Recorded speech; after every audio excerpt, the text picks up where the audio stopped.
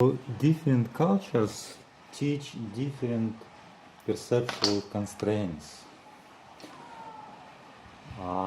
And the culture and the constraints that we are probably most familiar with is a constraint of physical perception. So we can see, for example, I can see this vase, this vessel, or this candle, and the physical constraint is that I cannot see something which isn't there. So this candle isn't there, but if I imagine a different candle, with this perceptual constraint I cannot see it. And imagination is different from hallucination. Oliver Sacks in book Hallucinations mentions this, that different brain areas are activated in imagination and hallucination. So if I imagine a candle, I would tend to kind of close my eyes, limit my visual perception in order to better imagine. But people who hallucinate, it's kind of opposite. They would scan the hallucinated object with their eyes. So instead of drawing inwards, they would be using their eyes and drawing outwards. And the visual subsystem will be activated, and hallucination to the brain isn't any different than real perception. But a constraint of this culture is that we should not be able to see this as a candle. Now, there are other cultures with other constraints. For example, in hypnosis, a hypnotist, or maybe a voice that you develop as a hypnotist in self-hypnosis, it tells you to perceive some hallucination, and you can perceive it. So the culture of hypnosis allows this widens up a bit this constraint.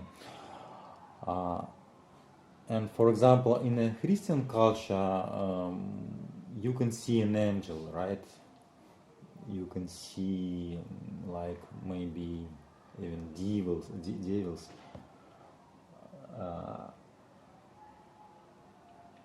And why it might seem a bit strange in modern Christianity, because there is this cross-pollination between the culture that sees hallucination as wrong and the culture that invites these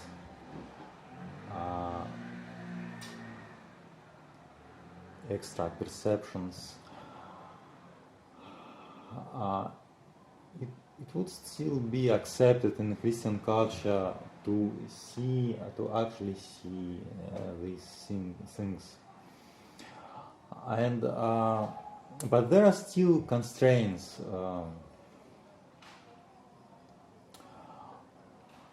And similarly, I was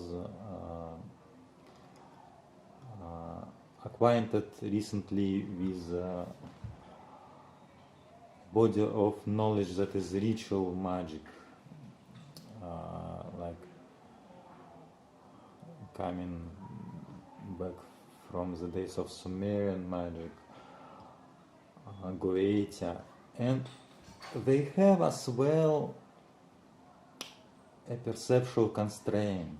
So in ritual magic, you can evoke deities demons, spirits, and you can see them. You are allowed by this culture to hallucinate them.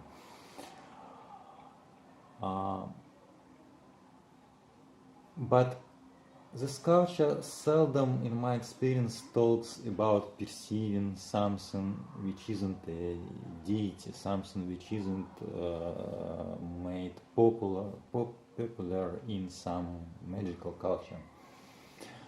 And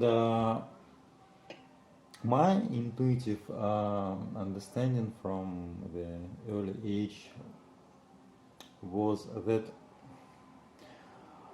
there are more to perception than demons, angels, and spirits that are known. I was watching Matrix, second Matrix recently, and the Oracle said that there are programs like a program of a bird or a program of this vase or a program of this candle that we never notice because they always do what they are supposed to do. A candle being a candle, a vase being a vase. But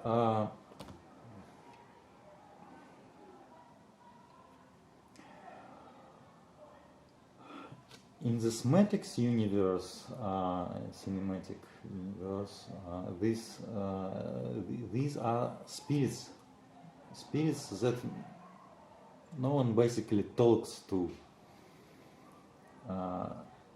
So I'd say that even the ritual magic puts this constraint of only talking with spirits which are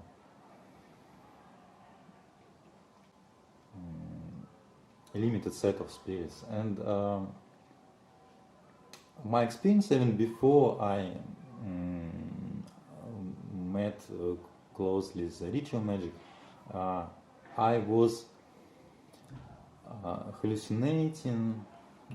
I was practicing hallucinations in hypnosis, and I was hallucinating spirits of a place, spirits of a situation. And recently, for example, I hallucinated a spirit of an organization I work in. It was a very interesting experience, and I got new insights about these situations and these places where I hallucinated such spirits.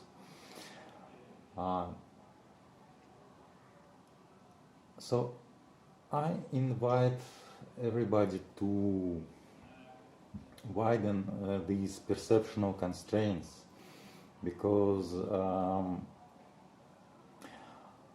there are new insights, new creative energy from mixing stuff.